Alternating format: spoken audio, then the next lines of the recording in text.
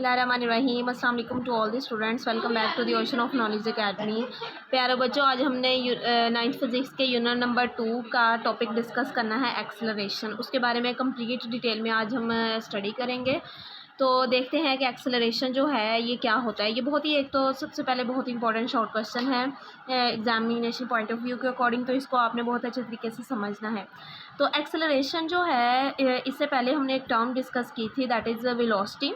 Velocity के बारे में हमने ये डिस्कस किया था कि जब हम डिस्प्लेसमेंट को यूनिट टाइम में मेजर कर रहे होते हैं वो वेलोसिटी होती है, और अगर हम उसी वेलोसिटी को यूनिट टाइम में डिस्कस करेंगे that is called acceleration. The rate of change of velocity of a body is called acceleration. मतलब कि अगर किसी भी बॉडी के अंदर एक्सेलरेशन प्रोड्यूस हमने करवाना है, इसका मतलब ये है कि उसकी वेलोसिटी जो है वो टाइम के हिसाब से चेंज हो रही होगी।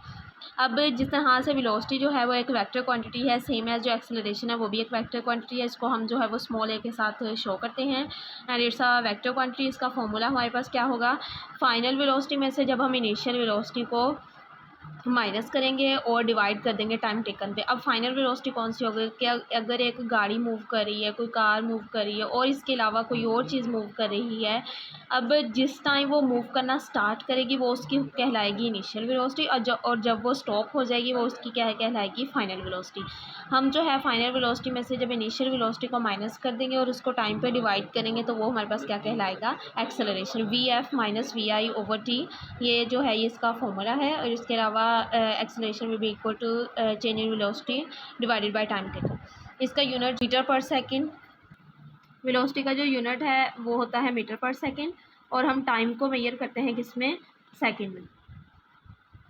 तो जब ये सेकंड जो है ऊपर जाएगा तो हमारे पास यूनिट जो है वो क्या बन जाएगा, मीटर पर सेकंड स्क्वायर। तो ऐसा unit of acceleration is meter per second square. और ये क्वेश्चन जो है, ये जो यूनिट है इसका आपने ध्यान रखना है जब आप न्यूमेरिकल्स में यूज़ कर रहे होंगे, और ये MCQs में भी आता है। उसके बाद जो है वो हम डिस्कस करते हैं कि जिस तरह से डिस्कस किया था कि जो वेलोसिटी है वो यूनिफॉर्म वेलोसिटी भी होती है, उसी तरह से जो एक्सेलरेशन है वो यूनिफॉर्म एक्सेलरेशन भी होता है। मतलब कि इक्वल जब वेलोसिटी चेंज हो रही होगी या चेंज इन वेलोसिटी इक्वल होगा और इक्वल इंटरवल्स ऑफ टाइम होंगे, तो उस टाइम जो एक्सेलरेशन कहलाएगा उसको हम नेम देते हैं यूनिफॉर्म एक्सेलरेशन का। इसके अलावा जो एक्सेलरेशन है वो दो टाइप्स होती हैं, एक होता है पॉजिटिव एक्सेलरेशन, दूसरा होता है नेगेटिव एक्सेलरेशन। अब अगर हमारे पास किसी भी बॉडी में एक्सेलरेशन प्रोड्यूस हो रहा है और वो वेलोसिटी जो है वो इंक्रीज़ हो रही है, मतलब कि किसी भी बॉडी को जो वेलोसिटी है या उसमें जो डिस्प्लेसमेंट का चेंज है वो टाइम के हिसाब से इंक्रीज़ हो रहा है, तो उस टाइम जो एक्सेलरेशन होगा उसको हम कहते हैं पॉजिटिव एक्सेलरेशन।